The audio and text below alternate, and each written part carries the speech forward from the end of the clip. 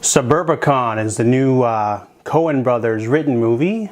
They wrote the film in 1986 and it was never filmed.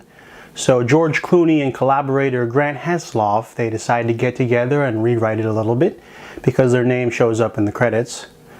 So this movie is about a community called Suburbicon. It's mostly white. They have their own fire department, supermarkets, police stations, things of that nature. It's a 50s period piece.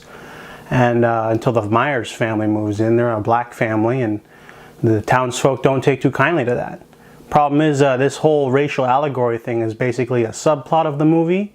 The main focus of the movie is the Lodge family. There's Gardner, played by Matt Damon, as well as his wife Rose, who's in a wheelchair, his sister-in-law Margaret, and their son Nicky. And one night, two men break into the house and tie them up at the kitchen table, chloroform them so they can rob the house, and then they chloroform Rose a little bit too much though. They basically put her in a coma and then she dies. So this little crime caper dark comedy film, that's the big plot of it, but the racial allegory stuff doesn't really fit in at all, even though they are neighbors. There's only one moment of brilliance. Basically Margaret tells her nephew, Nicky, to hang out with a young black boy at the beginning of the film. They go play baseball behind the church.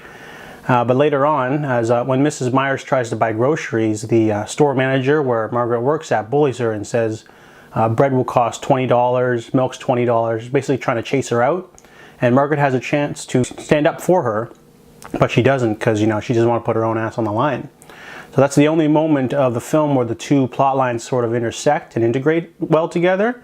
But the rest of the film, they feel really disjointed because basically the townsfolk start bothering the family with any legal means, like banging drums outside, building fences, trying to, play records at night, try to keep them awake. But it has nothing to do with this dark comedy about hiring people to kill his wheelchair-bound wife.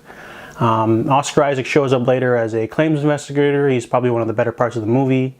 And the film does have nice small smidgens of dark comedy, like Gardner having a pep talk with his boss.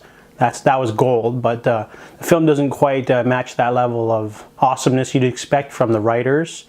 So I'm going to have to give Suburbicon a 3 out of 10.